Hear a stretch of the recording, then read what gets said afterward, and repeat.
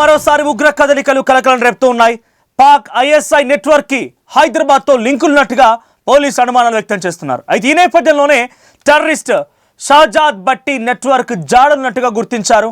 మేడ్చల్, హైదరాబాద్లోని యూసఫ్గూడలో ఆధారాలు లభించాయి. గతంలో షాజాద్ మేడ్చల్లోని రెస్టారెంట్లో పనిచేసినట్టుగా నిర్ధారణ అయింది. ఉగ్ర కుట్ర కేసులో దేశవ్యాప్తంగా సుమారుగా 14 రాష్ట్రాల్లో 253 మంది అరెస్ట్ చేశారు పోలీసులు.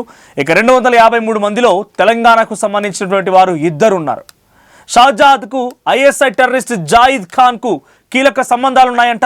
ఇన్స్టాగ్రామ్ రీల్స్ ద్వారా ఐఎస్ఐ నెట్వర్క్తో పరిచయం ఏర్పడింది. ఐఎస్ఐ ఉగ్రవాది జాయిద్ ఖాన్తో షాజాద్ చాటింగ్ చేస్తూ ఉండేవాడు.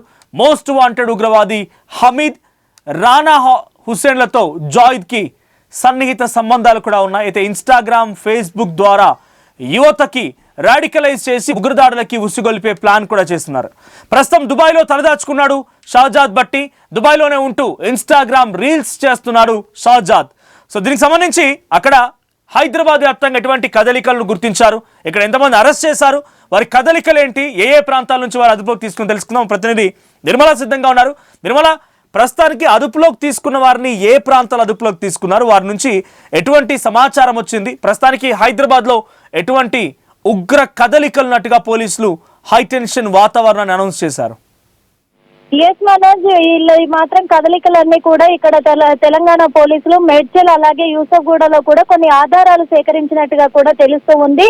వాళ్ళు గతంలో కూడా షహజాద్ మేడ్చల్లోని రెస్టారెంట్ లో పనిచేసినట్లుగా కూడా నిర్ధారించారు పోలీసులు. అయితే అంటే వీళ్ళు ఆ రెస్టారెంట్ లో పనిచేస్తూనే మొత్తం ఉగ్రవాద కుట్రకైతే ప్లాన్లు చేస్తున్నట్టుగా కూడా గుర్తించడం జరిగింది. ఉగ్ర కుట్రలో కేసులో భాగంగా కూడా దేశవ్యాప్తంగా మొత్తం 253 మందిని అరెస్ట్ చేయడం కూడా జరిగింది. అందులో తెలంగాణ వాళ్ళు 2 అయి ఉండడం అనేది ఇప్పుడు భయాందోళనకు గురి చేస్తున్న విషయం అని కూడా చెప్పొచ్చు. ఎందుకంటే ఇప్పుడు ఇక్కడ మెడ్చల్, యూసఫ్గూడలోనే వాళ్ళని గుర్తించడం జరిగింది. కానీ ఇంకా ఎంతమంది ఉన్నారు ఈ ఉగ్రవాదులు మొత్తం కూడా ఈ తెలంగాణలో, అందులో హైదరాబాద్ లో ఇంకా ఎక్కడెక్కడ ఉన్నారు అనేది కూడా గట్టి నెట్వర్క్ పెట్టి పోలీసులు అయితే గట్టి నిఘాతోనే గాలింపు చర్యలు అయితే చేపడుతూ ఉన్నారు. పక్క ప్లాన్ గా కూడా వాళ్ళను మళ్ళీ ఇంకా మిగతా వాళ్ళను కూడా అదుపులోకి తీసుకునే అవకాశం అయితే ఉంది. ఎందుకంటే వీళ్ళు మెడ్చల్లో అలాగే యూసఫ్గూడలో ఆధారాల నిమిత్తము 2 అదుపులోకి తీసుకున్నప్పటికీ కూడా 2 కదలికలు ప్రతి క్షణం కూడా వాళ్ళను అనుమానంగానే పరిసర ప్రాంతంలో ఉన్నటువంటి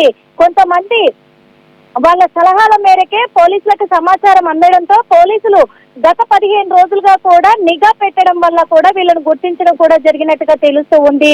వీళ్ళలో రానా హుస్సేన్, వీళ్ళిద్దరు కూడా చాలా మోస్ట్ వాంటెడ్ ఉగ్రవాదులుగా కూడా వీళ్ళు గుర్తించడం కూడా జరిగింది. వీళ్ళు ఇన్స్టాగ్రామ్, ఫేస్బుక్ ల ద్వారా కూడా వీళ్ళు రాడికలైజ్ చేస్తూ ఉన్నారు యువతనంతా అనేది వాళ్ళను ఉసుగొల్పే ప్లాన్ చేస్తున్నట్టుగా కూడా పోలీసులు గుర్తించడం జరిగింది. కాబట్టి వీళ్ళని అదుపులోకి తీసుకోవడం కూడా జరిగింది. ఇంకా దుబాయ్ లో మాత్రము తలదాచుకున్నటువంటి షహజాద్ బట్టిని మాత్రం దుబాయ్ లో ఉంటూనే తన ఇన్స్టాగ్రామ్ రీల్స్ చేస్తున్నాడు. కాబట్టి తనను కూడా అదుపులోకి తీసుకునే అవకాశాలు అయితే కనిపిస్తూ ఉన్నాయి. ముఖ్యంగా మరోసారి హైదరాబాద్ లో, తెలంగాణలో ఈ టెర్రరిస్ట్ల హవా మళ్ళీ సాగబోతుందా, వీళ్ళ నెట్వర్క్ మళ్ళీ పనిచేస్తుందా అనే భయాందోళన ప్రజలకు ఏర్పడ్డప్పటికీ కూడా పోలీసులు మాత్రము అందరూ ధైర్యంగా ఉండాలి, ఎట్టి పరిస్థితుల్లో కూడా ఉగ్రవాదుల కుట్రకు బలవనీయము, ఎప్పటికప్పుడు కూడా మేము ఛేదించి తీర్తామని చెప్పేసి పోలీసులు ఇస్తున్న హామీ కూడా ప్రజలకు ఒక రకంగా బలాన్ని చేకూరుస్తుంది అని చెప్పుకోవచ్చు మనోజ్.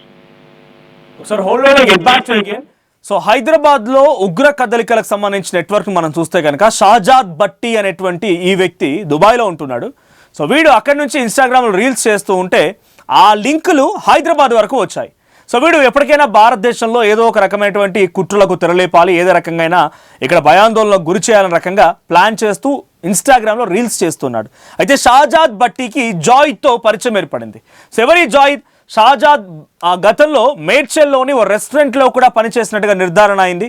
సో ఉగ్ర కుట్ర కేసులో దేశవ్యాప్తంగా సుమారుగా 253 మంది అరెస్ట్ చేస్తే దీంట్లో తెలంగాణ నుంచి 2 ఉన్నారు.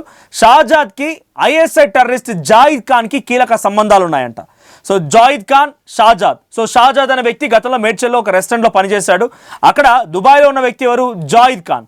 సో జాయిద్ ఖాన్కి కీలక సంబంధాలు ఉన్నాయి షాజాద్ ఖాన్ అడిగి తెలుస్తోంది. ఇన్స్టాగ్రామ్ రీల్స్ ద్వారా ఐఎస్ఐ నెట్వర్క్తో సంబంధాలు ఏర్పడ్డాయి. ఇక ఉగ్రవాది జాయిద్ ఖాన్తో షాజాద్ చాటింగ్ కూడా చేస్తూ ఉండేవాడంట. మోస్ట్ వాంటెడ్ ఉగ్రవాది హమీద్, వీళ్ళతో కూడా ఆ చాటింగ్ జరుగుతూ ఉండేది. అయితే హమీద్ అండ్ రానా హుస్సేన్లతో జాయిద్కి సన్నిహిత సంబంధాలు కూడా ఉన్నాయంట. సో సన్నిహిత సంబంధాలు ఉన్నాయి. ఇన్స్టాగ్రామ్, ఫేస్బుక్ ద్వారా యువతని రాడికలైజ్ చేసి ఉగ్రదాడుల కుసుగొల్పే ప్రయత్నం చేస్తూ ఉండేవారు.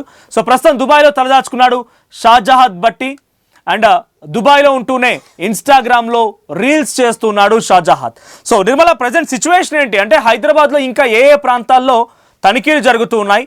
సో ఒక్కసారి ఈ లింక్స్ దొరికాయి, ఒక వ్యక్తి హైదరాబాద్లో ఉన్నాడు అనుకున్నప్పుడు వాళ్ళ ఫ్రెండ్స్ కానీ లేకపోతే ఇంకెంతమంది రాడికలైజ్ చేశాడు, సో వాళ్ళ ఆలోచన తీరు మార్చడం కోసం ఏదైనా వాట్సాప్ గ్రూప్ కానీ సోషల్ మీడియా ప్లాట్ఫామ్స్ ఉపయోగించాడా, ఇంకెంతమంది ప్రభావితం అయ్యారు, ఎటువంటి కుట్రకు తెరలేపాడు?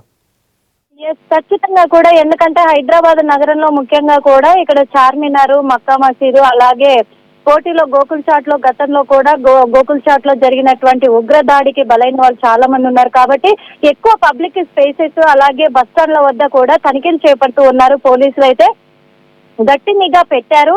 ముఖ్యంగా ఓల్డ్ సిటీలో కూడా గట్టి నిఘా పెట్టినట్టుగా తెలుస్తూ ఉంది. అదే విధంగా ఇక్కడ యూసఫ్ కూడా మెడ్చల్ అనే పేరు మళ్ళీ కొత్తగా వినబడింది. ఉగ్రవాదుల దాడికి నిదర్శనంగా అనేది కూడా ఉంది. కాబట్టి ఖచ్చితంగా ప్రతి ఏరియాలో కూడా నిఘా పెట్టే అవకాశం అయితే ఉంది హైదరాబాద్ పరిసర ప్రాంతాలలో, అలాగే తెలంగాణ రాష్ట్ర వ్యాప్తంగా కూడా.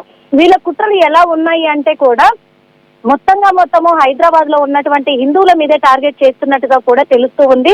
కాబట్టి హిందువుల కలిసిపోతున్నారు అనేది కూడా తెలుస్తుంది. హిందువుల యువతని ఎక్కువగా కూడా వాళ్ళని రెచ్చగొట్టే విధంగా కూడా వాళ్ళను వీడియోలు చేస్తూ వాళ్ళను టైఅప్ అయ్యి ఇన్స్టాగ్రామ్, ఫేస్బుక్, ఇంకొకటి స్నాప్చాట్ యాప్లలో కూడా వాళ్ళని రెచ్చగొట్టే విధంగా కూడా ఉసుగొలుపుతున్నట్టుగా పోలీసులు గుర్తించడం జరిగింది.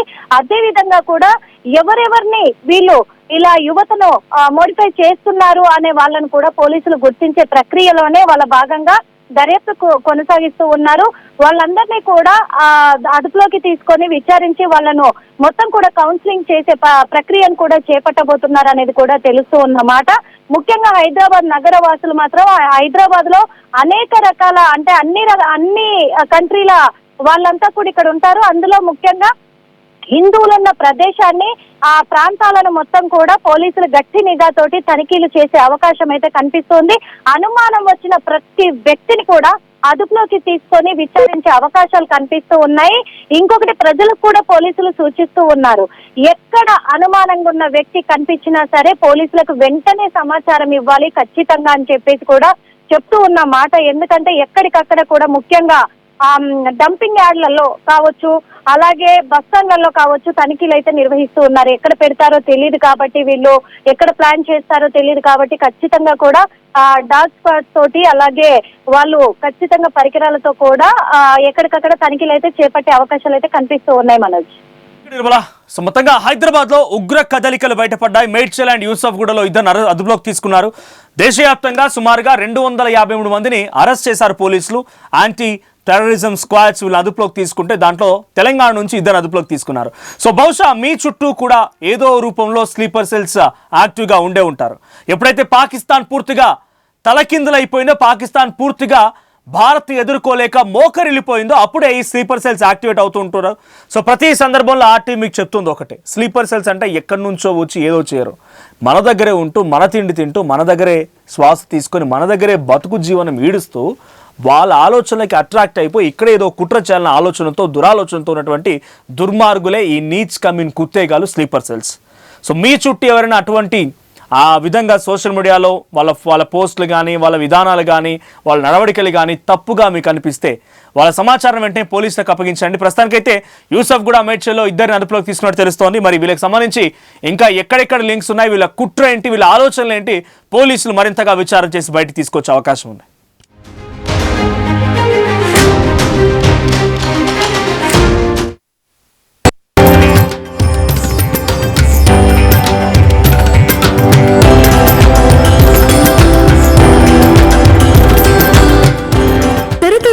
తరగని స్వర్ణ బంధాలు మన మానేపల్లి జ్యువెలర్స్. టోర్నమెంట్ కి ముందు పెయింట్ ఎలా చేస్తాం?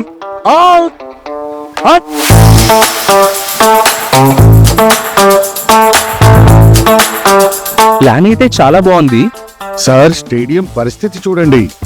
టోర్నమెంట్ ముందు పెయింట్ ఎలా చేస్తాం? టెక్నో పెయింట్స్ ఉందిగా. Techno paints township, dam, stadium లేదా మనిల్లు, పెయింట్స్ నుంచి పెయింటింగ్ వరకు పూర్తి సొల్యూషన్ కావాలంటే మేమున్నాం. కానీ సార్ టైంకి పూర్తవుతుందా?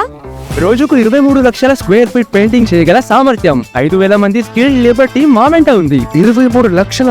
అవును, ప్రపంచ స్థాయి రంగులు, అద్భుతమైన షేడ్స్ తో భారతదేశపు అసలైన పెయింట్ మరియు పెయింటింగ్ శక్తిని మేమే. We are techno paints. Techno paints.